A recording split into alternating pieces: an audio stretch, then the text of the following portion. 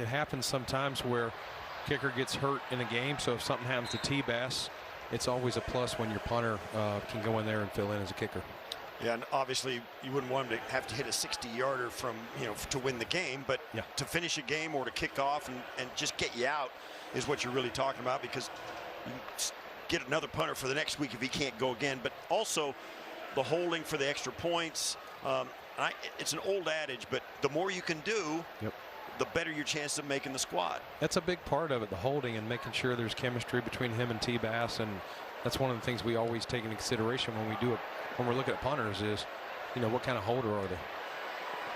Well, that's a good punt right there by by Wisnowski, who was able to bounce back after the 19-yard punt he saw in the first quarter. So good hang time there, a 49-yard punt, and the Bills go back on defense. One thing that we mentioned on the air that Joe Brady confirmed yesterday was Alec Anderson winning the left guard battle with Austin Corbett. Joe said he loved the depth you have there now with Corbett and Cushenberry, but how'd you see that play out throughout the course of the summer? I thought it's been a good battle. I mean, you want to get it settled in time. I didn't think it was a clear, one guy clearly ahead of the other, but Alec's been here, did a great job. He and Dion and Connor have some continuity there, and Corbs he's a ready-made pro.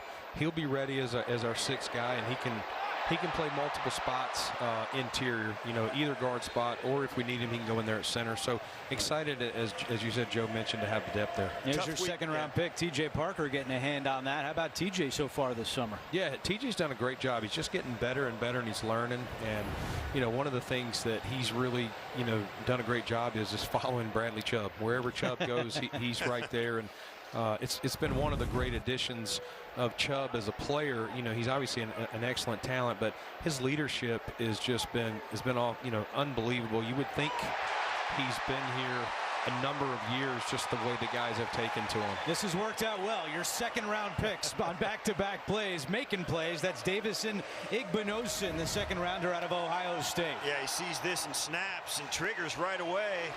And we saw Max get stiff-armed and let the guy in the corner. Igbinosun, not so fast. He breaks down and does a really nice job getting the guy on the ground. It's a lot of space to have to defend against with one guy. IGB is tough. You will never question that he stands up, even if he's going against DJ Moore. As talented as DJ is, he's never going to back down. And obviously, a great form tackle in space, as you said, Steve. Well, he's from New Jersey, Brandon. You know those Jersey guys are tough, Igbinosun. How about on the other side of the football, Kyle Allen? He's not going to play tonight, but he was 24 of 28 in the preseason. How about the job that Kyle did this summer? Kyle, in my tenure here since we had Josh, I couldn't think of a backup quarterback that we've had some battles that put two good games together back to back the way he did, and I thought he played really good. He started TJ again. Parker again. He started a little slow the first week of camp, but he was just back into this offense. Was in Detroit last season, and so I think just kind of getting the feel of what receiving group he was going to be working with, and there's a calmness about Kyle that I think almost sometimes you're like, dude, are you breathing? Like he's just, but that's what you want, from your quarterback, from your leader, and so I think he did a great job. He didn't try and force things. He took what both defenses in Carolina and Cleveland gave him last week and the week before. As we watch this defensive line working here in the run game, you see Michael Hoyt out there. It seemed to be such a spark last year when he got in. He was suspended, came in, really sparked, gave the front a real juice. And even tonight, playing with T.J. Parker, you see him and Parker out there together working. Mike Hoyt wanted to play in this game badly, didn't he? He did. He's a football player. I mean, he's a warrior. This is an Ivy League dude that is as tough as nails. The intelligence that he adds to your football. I mean, he's another coach on the field out there, and I think you saw that last year in the game in Carolina and Kansas City before he suffered that injury. There we go. Intercepted. It's Damar Hamlin with his second interception of the preseason. Back-to-back games with a pick for Damar, and the fans here at Highmark Stadium love it. This guy gets counted out more than anybody, and he just shows up every time where the ball is. Number 3's there. Hang with us for one more segment, Brandon, as Hamlin gets the ball back for the offense. Interception for Damar Hamlin with new special teams coordinator Jeff Rogers on some of these decisions. Yeah, I mean, obviously you're looking at their line of scrimmage play, but as you get, to players 48 to 53, outside the kickers and the specialists themselves, that can be the difference. Sometimes you're choosing, this linebacker who may not be as good of a line of scrimmage player, but he's a heck of a four-phase player. This fifth, sixth wide receiver, what is their fourth down value? So that will definitely weigh in. And today's game, we're still, some of these jobs are still open, and we're paying attention. Your numbers are what they are. I mean, you got to fit all the positions into the 53, but you got two position groups, and if you lump all the defensive backs together, it's like 10 of those, and maybe 10 offensive linemen or something like that. Then everybody else, it's like, okay, I can.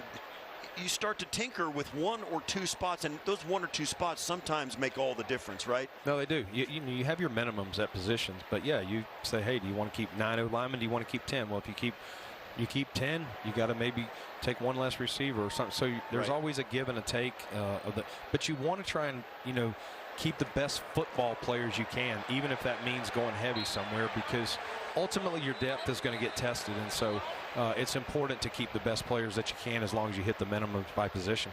A couple of flags down on the field. One thing I wanted to talk with you about is Joe Brady. And we've talked with you at length this summer about Joe making the transition from offensive coordinator to head coach. We told the story earlier in the summer about how when you showed up at St. John Fisher at a team meeting, Joe Brady asked everyone in the room who's been here before.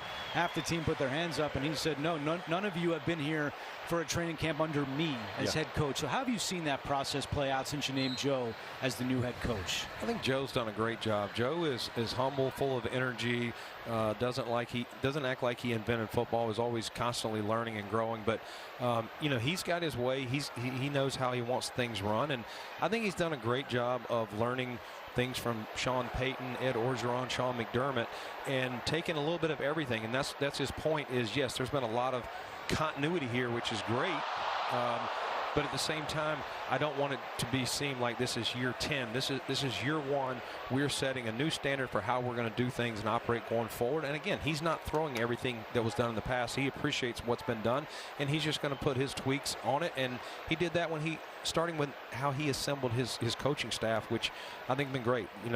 A lot of the guys he brought in kind of match his energy and his intensity. It's a young, youthful staff, and it's been fun to watch these guys teach these young players. He also brought in the old sage advice too, with John Fox coming in, who's been a head coach for multiple organizations, has a ton of experience both as assistant coordinator and the top. Guys like that really are invaluable to a young head coach. Gore Jr. with a beautiful move, and he's down at the 1. Yeah, Foxy is obviously, I was with John for a number of years in Carolina, and 16 years in a row as a head coach tells you all you need to know about the success that he brought. And he learned under, we're playing the Steelers, he learned under Chuck Noll, still quotes Chuck Noll. And so I think he's been a great guy. Joe brings him in his coordinator meetings. He is constantly bouncing things off of John, and John's not overbearing. He's here. Joe, I'm going to offer you ideas. Whatever you do with them is what you do with them, and I think it's been great. We'll see how we do in the red zone here with Shane Buechele. Got to get it back to Gore Jr. after that play. Get him the touchdown. Frank Gore Jr. There we go. No, not yet. Not yet. There it is. It is a touchdown. His second of the preseason. Brandon, really quick before we let you go, you said year 1 for Joe Brady, but also year 1 of this beautiful new stadium. What have been your impressions as Highmark Stadium's open? This place is unbelievable, and just be blown away. Bass's extra point is good. Brandon, thank you so much. Good luck getting the roster down, and good luck this season. Thanks, Andrew. Appreciate it. Great to see you. Thanks, Brandon Beane, the Bills general manager, with us in the booth. 14-10 after the Gore Jr. touchdown. Play as Weegin on the return for the Steelers. This looks like a hold, or it could be an illegal formation, or somebody moved early as well. This looks more like a procedural penalty rather than a competitive penalty. If you get my meaning. I get it. You get it. Illegal formation. Yeah. Receiving team, number 40. It's a 5-yard penalty from the end of the play. First down. Yeah, that nothing competitive happened there. Somebody was just lined up wrong. And they had a lot of guys up on that. All their guys on the line up on the 35. They don't have to do that. Yeah, this is new. You don't have to have all these guys up on the line, but they did, and then somebody moved early there, number 40. You can't move until the ball is caught. He moved a little early.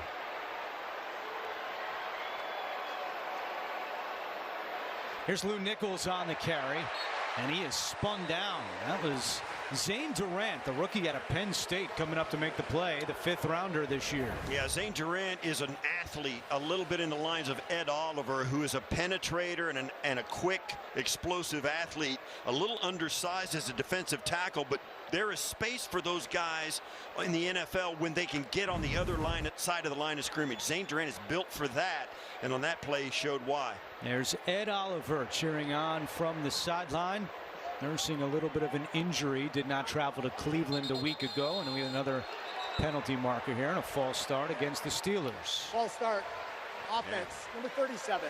It's a 5-yard penalty. Still second down. Yeah, well, Zane Durant is in our Pepsi rookie spotlight. Told you he went to Penn State. He was captain last year, 10 career sacks, also had an interception. Not bad for the 6'1", 290-pounder. Well, he's an athlete. You can do some things with a guy who's an athlete like that. Some defensive linemen, you put him there, stop the run, rush the passer. Some guys can do a little more than that. Durant's one of those. Howard over the middle, and he's got a man, and that is Max Hurleman, undrafted free agent a year ago out of Notre Dame, able to hang on, and it brings up 3rd down. Nice quick release there by Aller.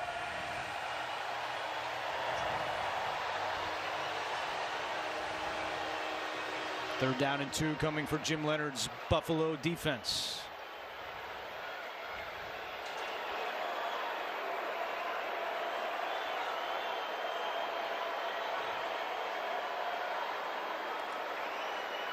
Howard gets it out quickly, and he's got a first down on the slant. Good coverage by Kenai Walker. Kenai Walker was all over it. Great catch by Smith. What a competitive play this is. This is 2 guys who want it. Look at, watch as Kenai Walker closes, gets there, and tries to wrench it away. Some of these stuff is easy, like run a quick slant. That's great. You got a guy on your back who snaps too. That's a competitive play. You got to love that. Those 2 guys going at it hard. Great catch by Smith. Well defended by Walker as well. And a penalty here on the next down. It was a substitution by the offense, which requires us to allow the defense to substitute. All right, Greg Rolstad has been busy in this first half. That's not a penalty. They just stopped the play. The Bills did not get allowed to have a substitute come in. The Steelers sent a guy on and then snapped it before the Bills had a chance to retaliate with their own substitution. So instead of a penalty, it was just a whistle. So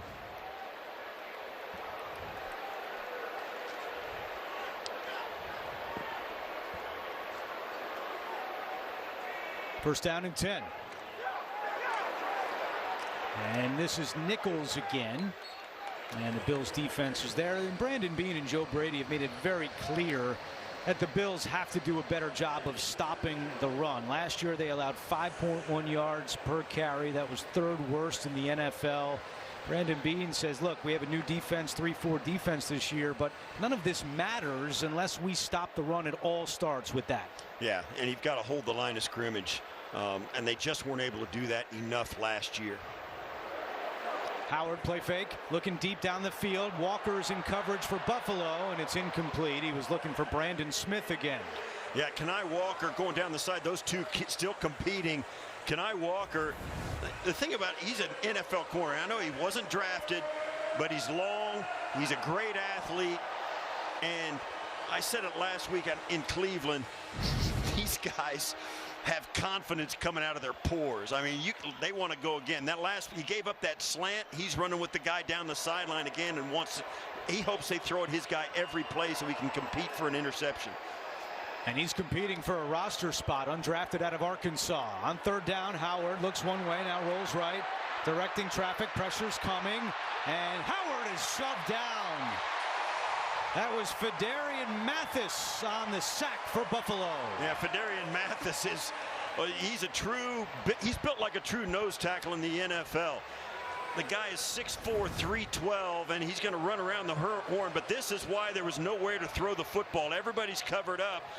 By the time Aller can look down the field, there's just nobody there. He doesn't have time once the guys come open, and Phidarian Mathis staying with it, takes a long way around and finally gets the sack. Ray Davis is back to return the punt, muff the first one, leading to a turnover. This one from his own 10-yard line. Trying to redeem himself, and he is twisted down at the 22-yard line. That's a pretty good punt return right there. What you're really trying to do as a returner is just get a first down. He got 12 yards on that return. That's a good punt return. Macklin goes in motion on 2nd and 10. It's a give to Wheeler, and Wheeler is tripped up, but Landon Roberts has made some plays tonight for the Steelers defense, a guy that did not join Pittsburgh until August 13th.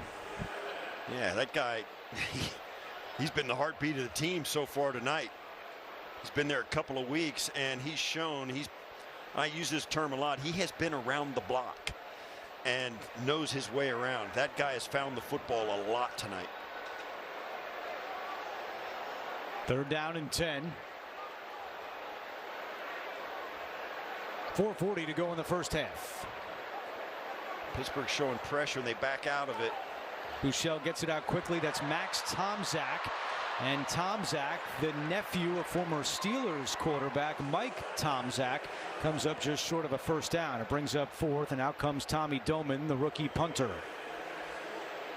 Yeah, Tomczak didn't have much to do there. He got what he could get. There's two defenders waiting on him, and that's a hard thing to get out of. Just quick release. The Steelers showed some pressure, backed out of it. Buechele saw it and took the dump route as they dropped into coverage and left the underneath route uncovered.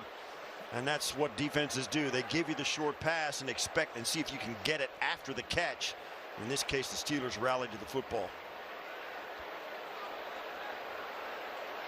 Weegan back deep to receive the punt from Doman. Good high spiraling kick. Weegan all the way back to his 15-yard line, gets away from Gosnell on special teams, and Weegan is tackled at the 26-yard line. But Doman with a 55-yard punt. Yeah, it's hard to cover a punt when you come down there like Gosnell did. One of the things you look to do, for me, if you're not going to get there and time it just perfectly so you light the guy up right when he catches it, you got to break down and make him hesitate and deal with your presence in front of him. Don't run past him because you're useless if you do. Well, we've seen Skylar Bell out there this entire first half for the Buffalo offense. The fourth rounder out of UConn, began at Wisconsin before finishing his collegiate career with the Huskies. He was born in the Bronx and played hockey before fully focusing on football at age 15. And the connection with Jim Leonard, because Leonard was at Wisconsin during the time that Bell was with the Badgers. And for more on that, we send it down to Maddie. Rookie wide receiver Skylar Bell and defensive coordinator Jim Leonard overlapped at Wisconsin from 2020 to 2021, and the two know each other really well. Bell said he was so excited when he got drafted by Buffalo. He said, Leonard is like a family member to me. We have spent so much time together on the field studying. He said we watch film together, and Leonard said, this guy's like a little brother. I sometimes give him a hard time, and he's doing a great job in camp so far, highly motivated. And Bell, playing in his first preseason game coming off of that groin injury, says, I'm really excited for the opportunity tonight. I'm just trying to show this coaching staff what I'm made of. This is more than just a guy who knows who the coach is, and they spent time together. And I can't tell you how comforting it would have been for me to have somebody like that. The quarterback for Pittsburgh, Drew Aller, is expected to play the second half, and Howard is sacked. That's a big-time play by Andre Jones. Andre Jones, big 6'5", 260. The guy is a real physical player. Comes right off the edge, gets a big sweep off the right tackle there, and man, oh man, that's a big hit. You don't want to see that if you're an offensive coordinator, your quarterback getting hit right in the face by a guy coming off the right side.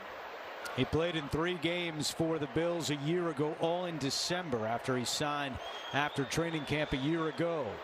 And that makes it 3rd down and 12. Howard just staying in the pocket, now gets rid of it, and Keontae Jenkins is right there to bring Travis Homer to the ground. Good play by Keontae Jenkins, and it's 4th down. Yeah, after having a little bit of a swoon defensively midway through the first quarter and giving up a couple of touchdowns, now the Bills defense seems to be hitting its stride a little bit better. Keontae Jenkins making a nice tackle in the open field there, and they're also shutting down the outside. Allers really having to hang on to the football in the pocket. That resulted in a sack there and also a late throw to a covered receiver. 2-minute warning in Buffalo.